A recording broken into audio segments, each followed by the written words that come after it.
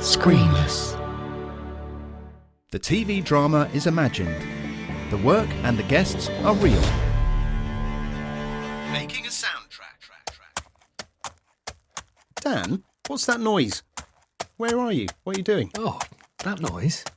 I'm just taking my horse for a quick canter around the estate. But Dan, you don't have a horse. No, honestly, I do, and it's definitely not coconut shells and a cat litter tray. Is this in honour of our guest today? It is, yes. Meltem Baytok would be proud. Yes, I is doing foley, innit? What's foley? Foley. It's like Lee, but it's not real, so it's foley. Dear. Now, what is it really, you silly Billy?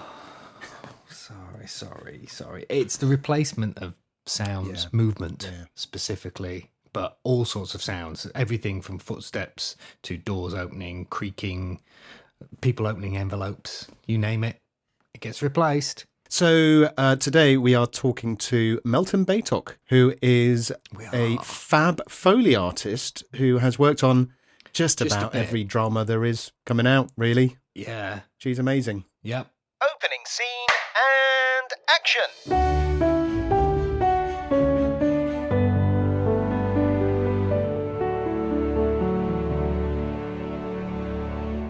Morning, Dan. Good morning. How are you? I'm very well, thank you. Yes, it's been an interesting week. I did a voiceover job on Monday. Ooh. Diversification. It wasn't for the liminal zone. No, it wasn't for the liminal zone. Shame. I think we've covered that extensively. Yes, we have. Yeah. Had friends over at the weekend. Cool. Yeah. How about you? I disappeared off to the middle of nowhere with the missus. It was our wedding anniversary. We spent 3 days in a hut. I'm not sure whether you were there intentionally, bliss. whether you were kidnapped, or you were there on purpose. Yeah. No, we paid for it. Yeah, That's we good. actually paid for it. No, it was beautiful on the Elmley Nature Reserve, and just woke up to bird song every day and all that jazz. It's lovely. Yeah, I saw a photo on your Instagram, which was the hut with a couple of chairs outside and a nice fire pit. Fire pit, yeah. And they provide you with a massive jar of marshmallows. Oh. So we just sat out there toasting marshmallows. It's lovely. Great. So I thought we could discuss briefly what kind of dramas we're watching, because we don't really generally talk about that, do we? No, we don't. I recently finished a drama called The Capture, which is on BBC One, and it's on iPlayer now if you want to catch up with it. But yes, exciting and terrifying in equal measure in terms of what's possible. Yeah, you were talking about this the other night. Yeah, it sounds horrifying. Yes, with music from Ian Arbour. And Dave Rowntree, yeah. Yeah, so very nicely done. On Sunday, His Dark Material started, which is just, this kind of season's fantasy offering. Yeah. I believe that's Lorne Balfe, isn't it? It is.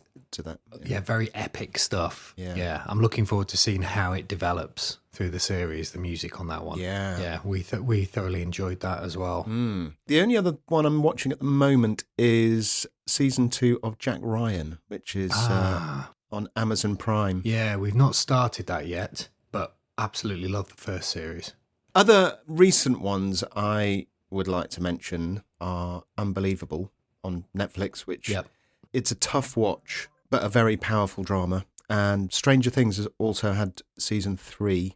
Yeah. So more of that synthy goodness. Yeah, I loved season 3. I thought it was a bit of a return to form for Stranger Things. Yeah, very much so. I didn't know where they would go after season 2, but yeah, it was really good. Yeah. Peaky Blinders had their, was it series 5? Series 5, yeah. Series 5, yeah. Which was good. I noticed the slow motion walking every other scene a lot more. But yeah, very good. We've been watching Carnival Row, which is an Amazon thing. Not seen that. Which has got Orlando Bloom in it. Bloom, that's how you... Bloom. Bloom. Proper pronunciation. That's the proper pronunciation of his name, yep. Lovely chap, lovely. That's Nathan Barr doing the music, so he did like True Blood and things like that. He always manages to find sort of interesting instruments to stick in there. I haven't seen Carnival Row, but does that mean being carnival-y? No, it's about the Row. It's set in a sort of alternate reality where sort of fairies and demons and things are real. A bit like Bright with Will Smith. Yeah, but they all sort of live on an island, and they've all sort of grown up on this island where they've been fairly isolated, and then man arrives and sort of obviously fights for the island. One of the factions decides to leave, and they go home to the Burg where they live, and a lot of the Fae, as they're called, are brought back and put to work doing all sorts of things. Might give that a little look. It is good. It is very good. And what was the other one? The Boys, which is also a Amazon one, which is based on a Garth Ennis. Oh, and I can't remember the other guy's name, which is terrible. Apologies. But it's based on a graphic novel where superheroes are real, and there's a big there's a big company behind running the superheroes and stuff, and there's a group of people who think that actually the superheroes, you see all the good stuff, but you don't see the bad stuff that they do, and it's all about the consequences and stuff. So, yeah, that's really good. It's interesting how something like that comes out at the same time as something like Watchmen comes out. You see it in films as well, where you get two similar things coming out at the same time. Yeah. Well, Watchmen is possibly my favourite graphic novel.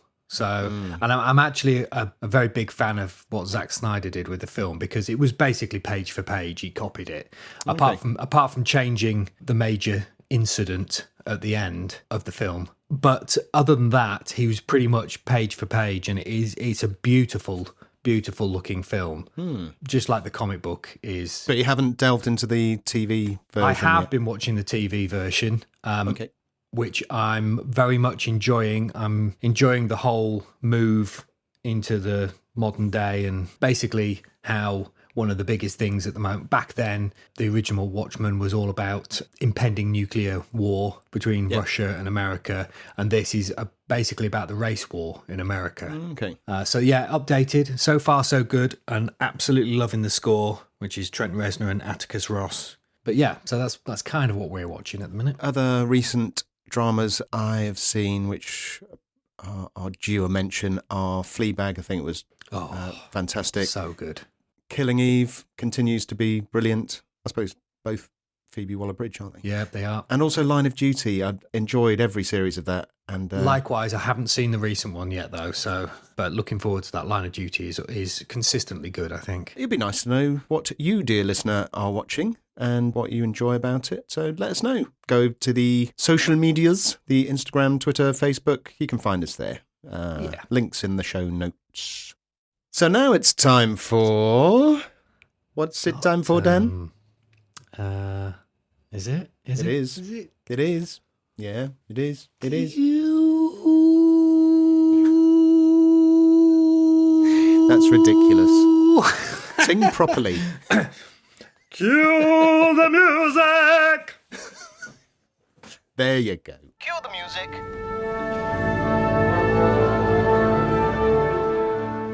So we're on to track 7. Ooh, track 7. Aftermath. Track 6 took a little while, didn't it? Yeah, it did. And I think, as you mentioned last time, it was much more in depth because we got this sound that we liked. We've established a lot of things, including character themes, and then it had to do something. And I think it was because we've been concentrating so much on new things all the time.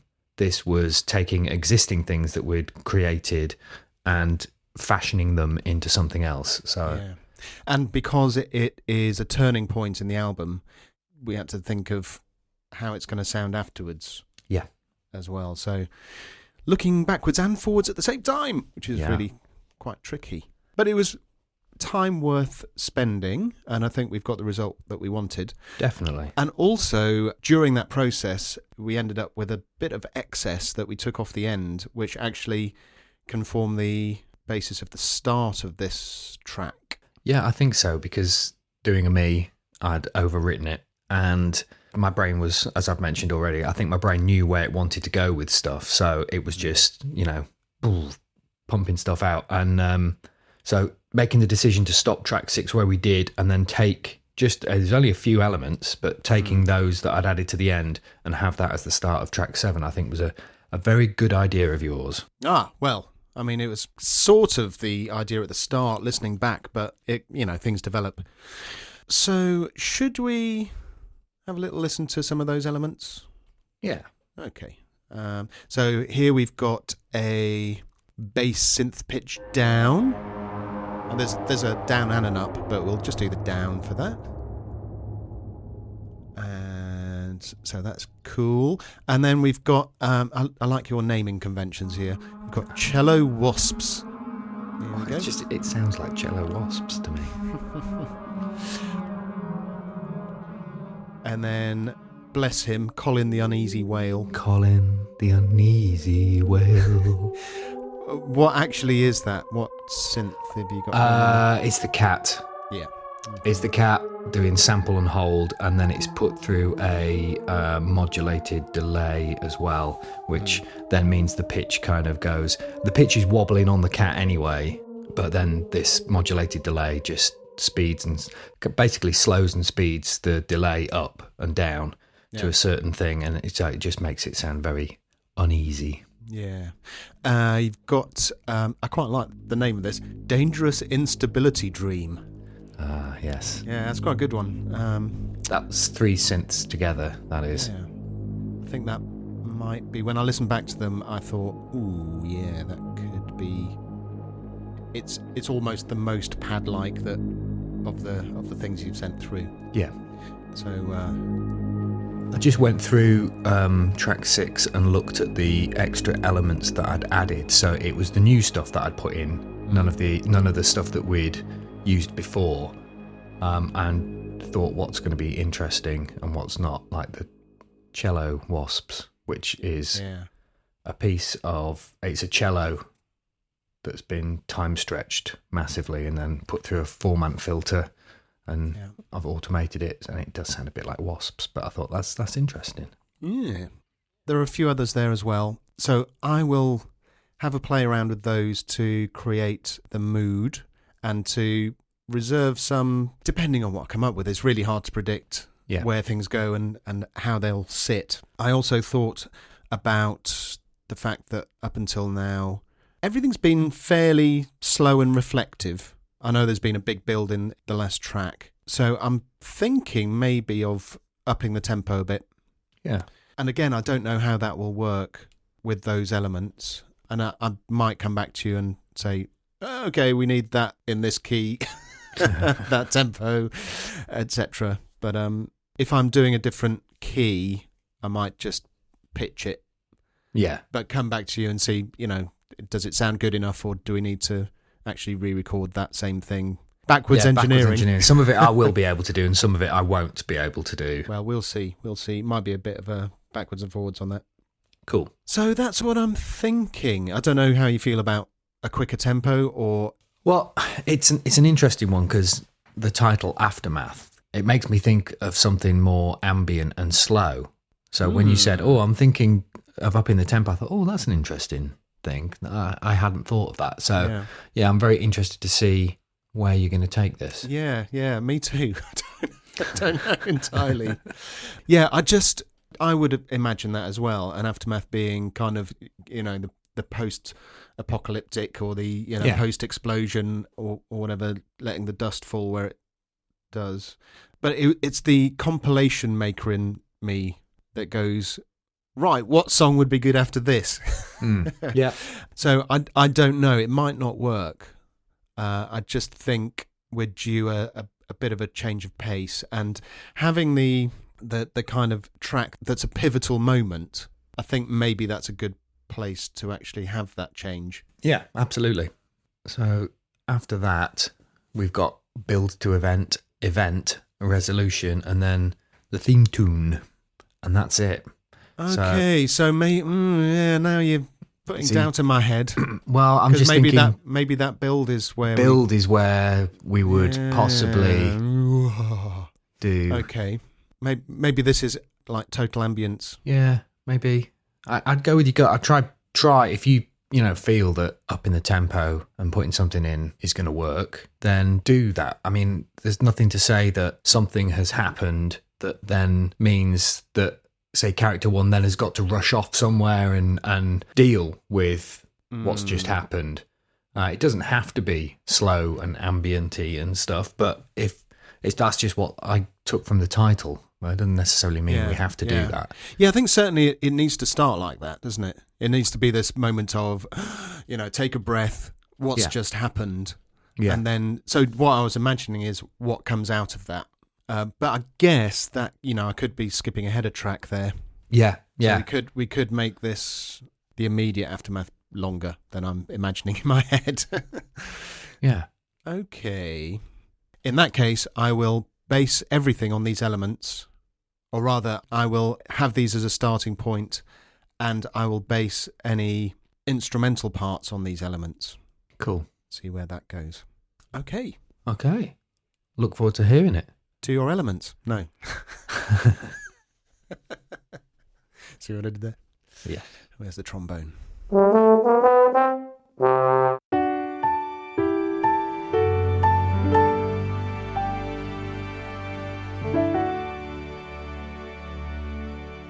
Meltem is doing amazing things in TV drama production. This year alone, she has provided foley for dramas such as The Crown, The Last Kingdom, Britannia, Catherine the Great, The Capture, Good Omens, Trust Me, Fleabag, White Gold and Luther. That's not a full list, and that's just this year. Unsurprisingly, she is a Golden Reel and Cymru BAFTA Award winner. Meltem Baytok, welcome to the Making a Soundtrack podcast. Melly, can you tell us about your journey to being a professional Foley artist, and what is it about Foley particularly that you enjoy? How I become a Foley artist, started when I was very young. My parents put me in a dancing class because I was quiet and shy, and they want me to be confident and make friends and all that. It's those reasons they put me in a dancing class. And then I become very confident and physical confidence. I knew how to use my body and my muscles to control, to be able to sync with the other members of the dancing and be able to synchronize with them at the same time, and also gave me the creative skills like makeup and costume making, and be able to making good relationship with the other people in the dancing class. And also it's given me such a big confidence of being live performance and forget everything on the whatever was happening in my life or whatever is happening, just leave them on the backstage, go there, perform, and just living in the moments and just do my best. And all these things give me such a big confidence. I think it's helped me hugely to become a Foley artist and be able to be natural about it. And also reading people emotions was really important. And that helped me a lot. And then my parents had a strong feeling I needed to have proper diploma. And I studied business administration. And I finished it. I hated it so much. I finished it in 3 years instead of 4. So they sent me in England and for the higher degrees. And I didn't like it. And I stopped. It wasn't me. And I did lots of different jobs. And then I worked in the restaurants. I was a nanny. I was a makeup artist. I was always doing lots of different things, but I didn't know what Foley was. I had no idea about it. I met with my ex-partner, who was a sound supervisor. And one day he needed Foley, and he didn't have Foley artists. So he asked me help. The first time I went there to help him when he didn't have a Foley artist, and I loved it. It was a Volkswagen van advertisement, and the story was he's going to playground and to fix the swings and the slides and kind of things, and the van has huge space to carry all this, blah, blah, blah. And I had to run in the playground like a kid and throw things around, dance like a silly kids around, and hit the driver, the fixer's head with a spatula kind of things.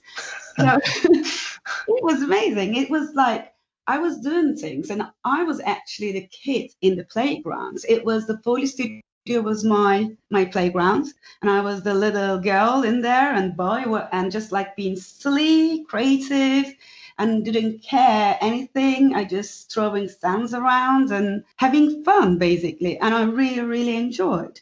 And my partner said, wow, you're a natural and you should definitely focus on this. And I was trying to be makeup artist that time. And I loved it. It's just that's how it started. How was my career start? I never thought I will be a foley artist. Even that day, I just enjoyed.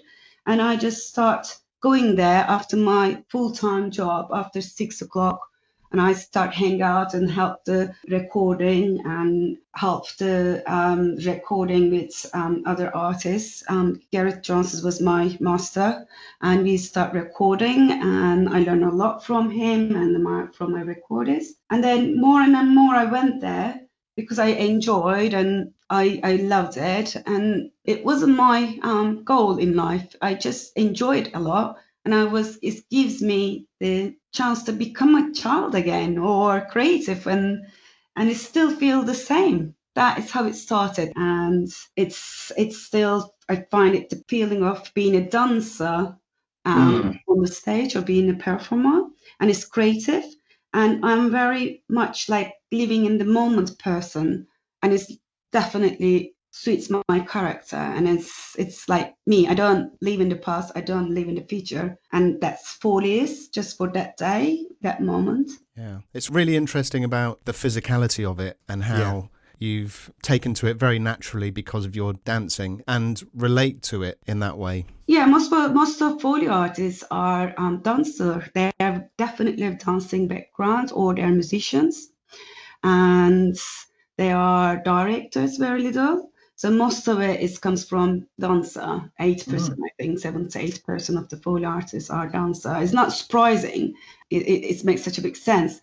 Yeah, or if they are musicians, it's it's a performance. That's what you're doing. You're performing. So it's just a different way of performing. It makes perfect sense, really. I think a lot of people are surprised because a lot of people don't actually know what foley is. Most people think that all of the sound is recorded when they record the picture as well. Oh yes, I get that a lot. Yeah. And I upset people when I say, especially natural history documentary, they really upset if I say, oh yeah, that bird flap is me. But they just like, oh, it's not real. I'm like, how can you record a bird on the sky? We can use amazing lenses, but you can't just take the bird to put mic on it. And it's just like, oh yeah, true. I'm like, yeah, it is a bit upsetting for people, like especially old ladies and stuff. But it's just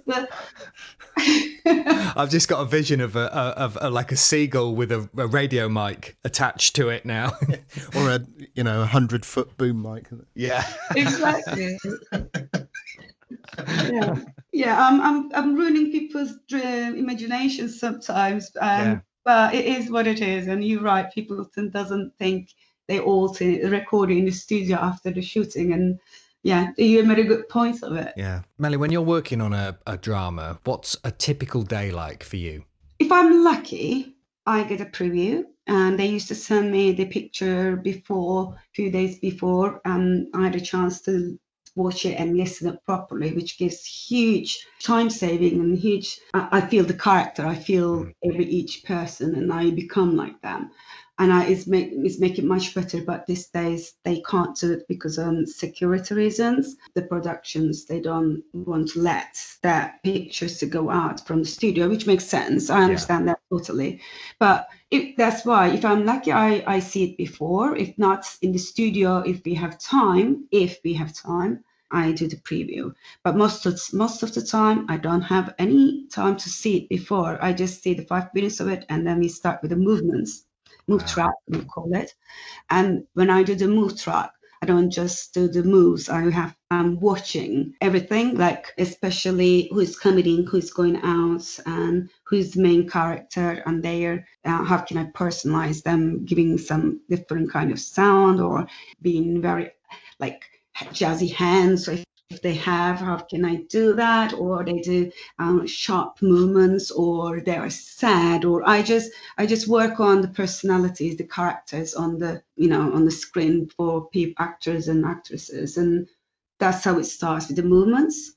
And then we go to recording the footsteps, and it means like I have to find out lots of. I go to work with lots of shoes. I have more than 250 pair of shoes, and women is included, and I have no space in my house for any more shoes, basically. But if I want to go to smart weddings, I don't have any pair for high heels for me because all my shoes end up in the foley bag and they get old. I noticed actually on your Twitter account, you take photos of your studio room, and I've seen lots of shoes in there. Yes, because shoes are very important. Every studio have different surfaces, and my favorite shoes in one studio will come rubbish in other studio. Yeah. And it is very important is the right weight on it, right sharpness and brightness or dullness inside of in the shoot with different platforms, different studios. And yeah, it's I have collective shoes for each studio, which is useful or not. And it's a bit challenging to remember all, but that's why I take lots of shoes with me just in case scenario. And then, I have to run in the studio, sometimes 8 hours in the high heels, sometimes very little men's shoes and all that. And then we record footsteps in the day. And it's hard work for the walking in the same spots for all day, especially on high heels, running in outside or treadmill. It's different kind of muscles work when you run in the same spot, and it's more tiring. And then we record props or sound effects and just creating sound for the picture. And we think, I think is people find the footstep is the hardest to get on with it. For me, it was the props of effects sounds because I think I was natural with the footsteps as my dancing background. But and they goes really fast most of the time because I get very, we studios have very limited time most of the time, and we are lots of pressure of to be able to get the projects done in that period, and we don't have much luxury and flexibility for to go the next day. It is very tense, very hard, not just physical reasons, because I find the concentration is much harder than running 8 hours a day. I think that is people forget that. It's just I can't even blink my eyes kind of concentration when I'm doing sync sounds. And also I need to always think the next object what I can create for the next scene because I'm doing it, but also my brain thinks, oh, which prop I needed, which studio it was. Oh yes, studio. And then which prop it does. Where are they? Because they change place. So it's like a puzzle. That's my day. Finding pieces of the big, huge puzzle, and the pieces are really small. Have you a favourite thing to record? I love period movies and dramas.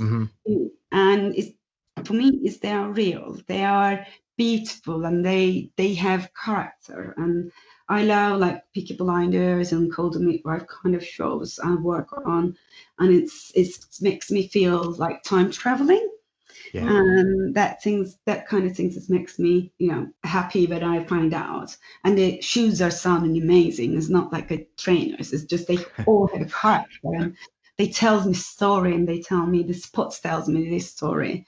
That's Foley for me. Foley is bringing props, character, letting me tell the story by the props and by the objects. And the periods dramas gives me that more than sci-fi or modern dramas, to be honest. Yeah, I guess with sci-fi and things, it's all very hyped, so it's a lot of it is not real anyway. So when they're doing footsteps and things, it's not a typical corridor. They're running down a corridor on a spaceship or on a whatever. So it's going to sound totally different. So there's a totally different mentality to that than there is to doing the period stuff. Whereas the period stuff is it's not that sci-fi isn't focused on drama and story, because it can be, but the period stuff is exceptionally focused on the drama and the story. So if that's the way that you lean, then I can understand how it seems, I don't want to call it pure, but it seems a little more pure than, from a sound perspective than the sci-fi stuff. Definitely, you put it up you put on really well, I think, my feelings. I don't like sci-fi. I do, but I find it difficult because I never heard, and everybody has some kind of expectation for the sounds. They never hear it before. And it is, my imagination is that, but it might be different for other person. Yeah. And it's very difficult to please everyone. Something is not there, and sometimes I know what to do. I know what I want to hear, because we don't have that props, or that even I can fudge it around. I can make it. Sometimes I don't know. I'm not really sure. And I don't really like sci-fi to watch it as well. It's just something is not real for me, not real enough. It's not in my everyday living. So I like to watch it more than I like to do it, I think, because I'm still learning when I'm watching. But yeah, I'm a bit nervous on sci-fi, I have to say. And I need to be, I need to watch more and listen more, this kind of things. But period is my favorite part. Yeah. I think it's fine to have your own preferences, and I think it's just good to recognise what kind of styles and genres where you get the best out of yourself. Yeah, definitely. You can't be perfect for everything. Well, exactly. So that's my thing. Is I'm really happy with periods, and also I have I know this props really well. The studios I work on, and I'll bring some, and I feel it more connected, and more attachment on the period stuff than anything else.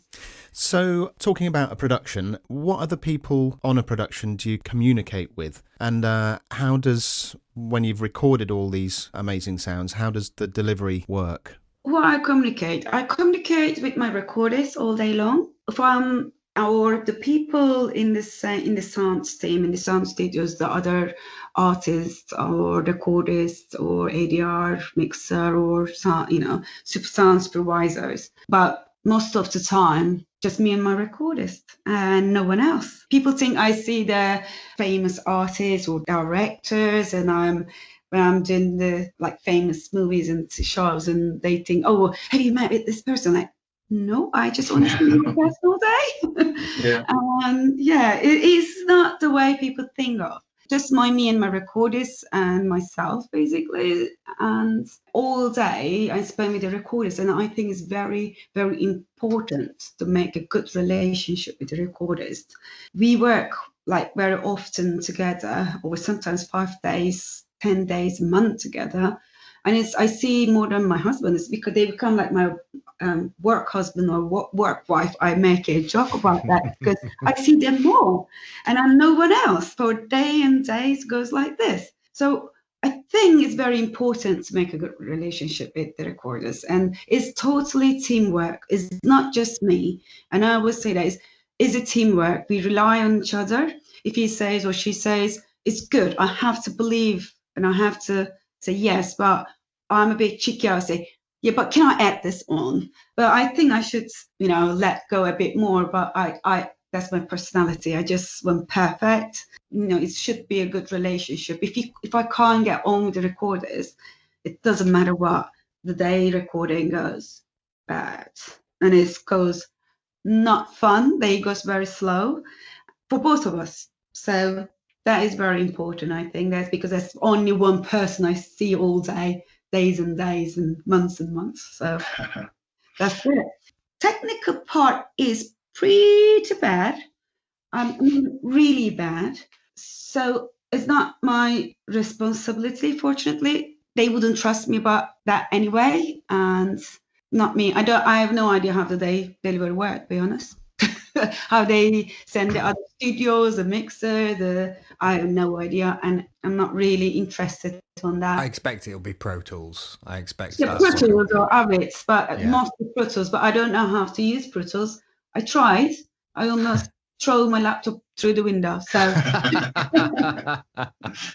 it is really annoying. It's because I know what it needs, but I can't get it done, and it's really frustrating. Please, I don't know how you do all this technical parts. I feel very idiot. Nor do we. That's just generally working with a computer. There are days where you want to pick it up and you want to throw it as far as you possibly can because it's not doing what you want it to. Yeah. That's me every day. Obviously, you work in the sound world of TV, as we do as well, but they're both very different things, music and Foley. How do you feel about music in TV drama? Do you think it works well with the Foley? I would say they are not good friends. And they're the best friends at the same time. And it's a bit like love and hate relationship. The reason is we have a scene, and as we work so much on that scene, like we spend a day for that beautiful picture, and then we watching it, or I'm sitting down and excited and like for the whole thing, and then for everything is muted, just music, and all hard work, it just goes away, and it's just like, OMG, I spent whole day, and it's music taking over. Okay, it works really well, but at the same time, my hard work is gone. Yeah. And it's really annoying when it happens. But I understand all of it because that's what is needed. That feeling, music needs to give that more feeling about that, and it needs to to tell different story and bring your how you should feel, and the music does that beautifully. That way, that time I feel they are the enemies, but other times, like when they tell us, oh, it's going to be music there, don't bother. Wow, that's amazing. We just concentrate other parts, spend much more time and make much better quality time for the things which just doesn't need music.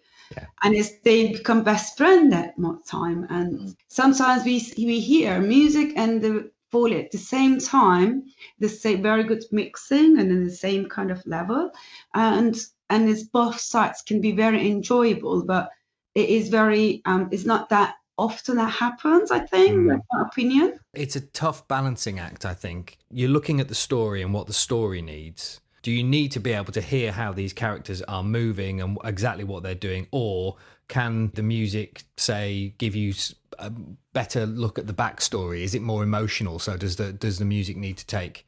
Because we have a similar issue, never with Foley, this is with all of the special effects stuff. And having done lots of sci-fi, there are moments where I have written this absolutely mammoth, huge piece of music to go with this huge piece of action, and you can barely hear it because there are so many bangs and explosions and other such things going on.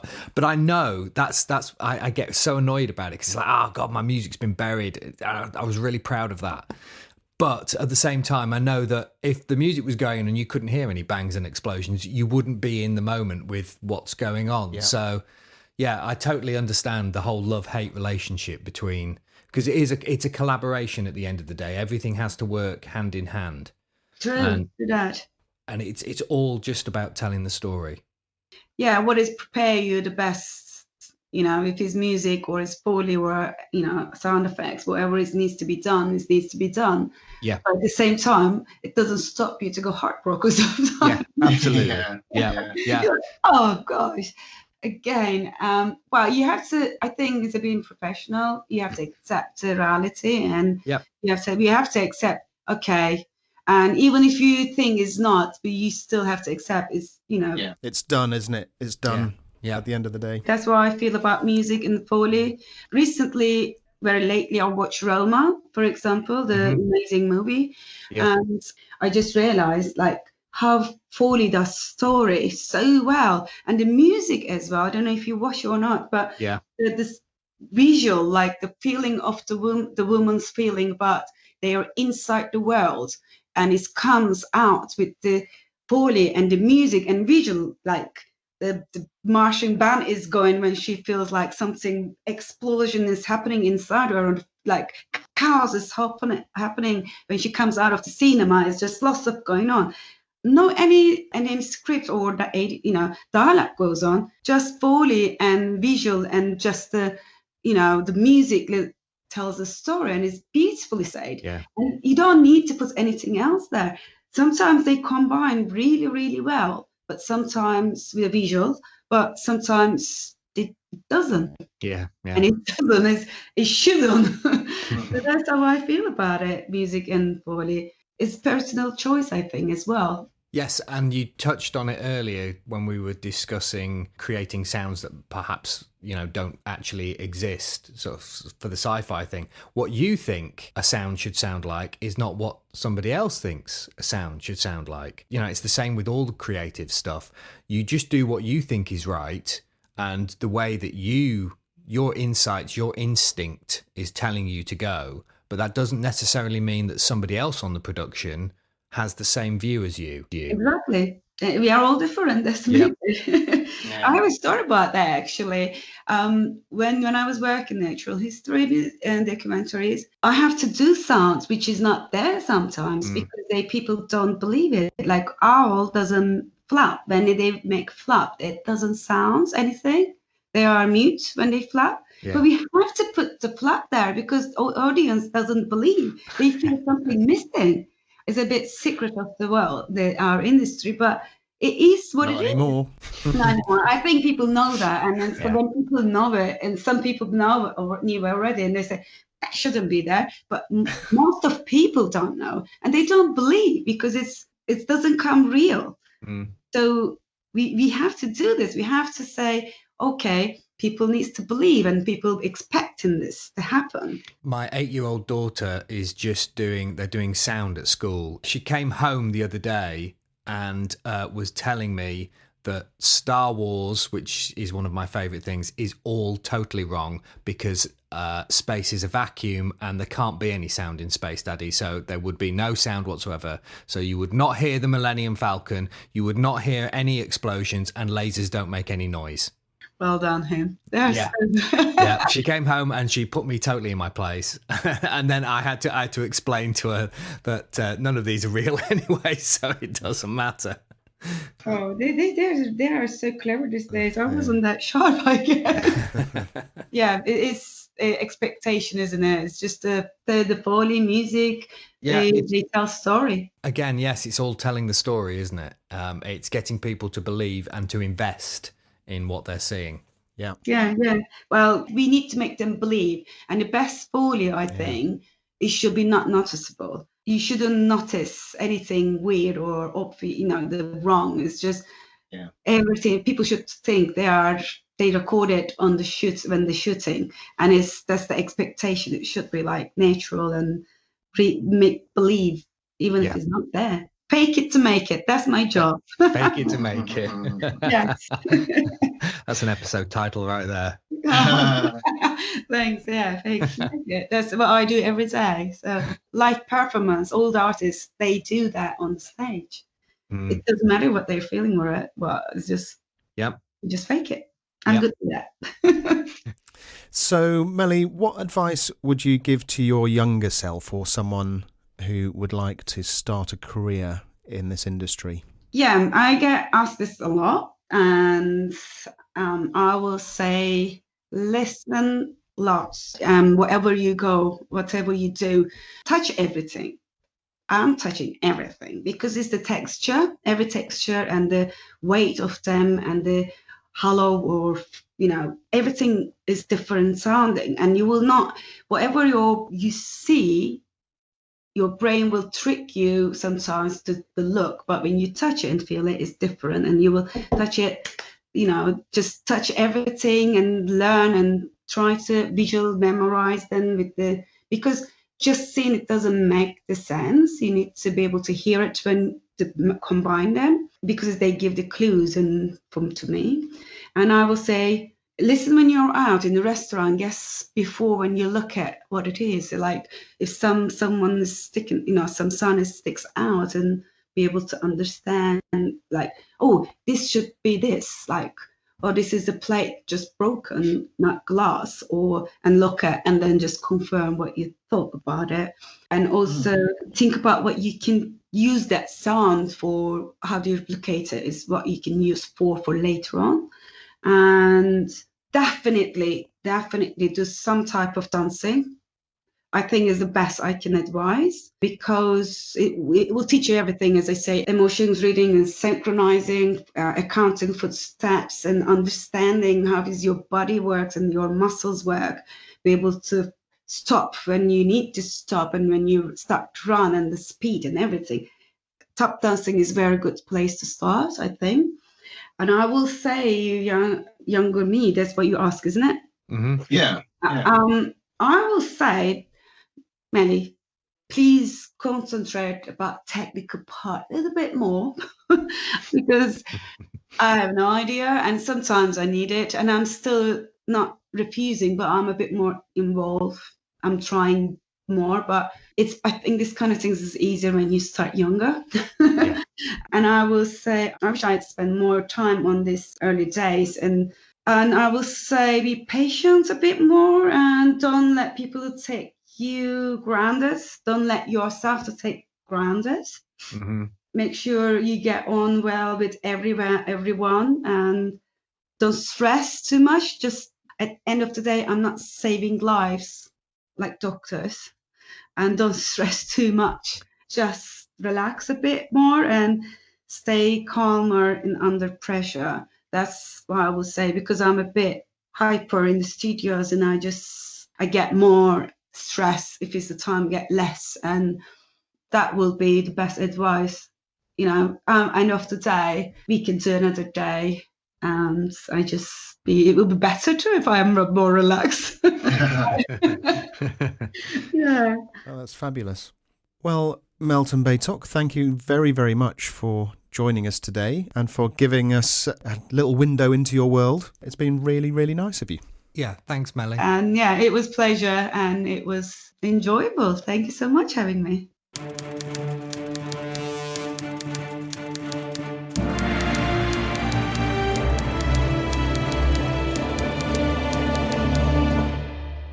Well, I saw a very interesting thing on the Twitter this morning. The Twitters. Yes, someone we both know, James Warburton, who's a composer also, and a very, very nice chap. He responded to Caroline B., who is a songwriter. She was asking, can anyone recommend any music-related podcasts? I love interviews with artists, writers, producers, but I don't mind anything to do with music. And James basically gave her a list of podcasts, not all of which I've checked out, but I'll read them out anyway. There is Soundtrack Academy, which is real-world advice about scoring music. There is Song Exploder, where musicians take apart their songs piece by piece. Mm-hmm. There's Soda Jerker, which is... I beg your pardon? It features interviews with some of the world's most successful songwriters, I'll have you know. Oh, well, good. There's one called Excuse the Mess, which is an award-winning music podcast. Featuring different musician each episode, which is quite nice. They co-write songs and things on the podcast as well, which is very interesting. There is the Slacker Music Industry Book, which I suppose goes with a book, and Soundtracking, which is the Edith Bowman podcast, which is very enjoyable. Excellent, yeah. Yeah. And Little Old Us at the end there, making a soundtrack. So my point is, we're eternally grateful. Thank you, James, for recommending us. This is what it's all about, really. This is the currency that we work in, because obviously we don't get sponsored. We're not for sponsored this, at all. so no one's paying us to do this. No. So it makes our day when people like it and share it and recommend it to other people. It really goes a long way. It does indeed. Thank you very much. So, Caroline, hope you enjoy if you have a listen. And James, thank you. Cool. Is that a wrap? You're so silly. I know, sorry. Yes, that's a wrap, all right. That's a wrap. How do you find us? Makingasoundtrack.com will tell you all you need to know. Links to the podcast, social media links, and there's information about us. If you're enjoying the podcast, it would make our day if you could give us a positive rating or review. And if you enjoyed this episode, let us know what you think on Instagram, Twitter, or Facebook. Any of those. We might even read out your comment next time. Thank you very much, everyone. Bye-bye. Bye.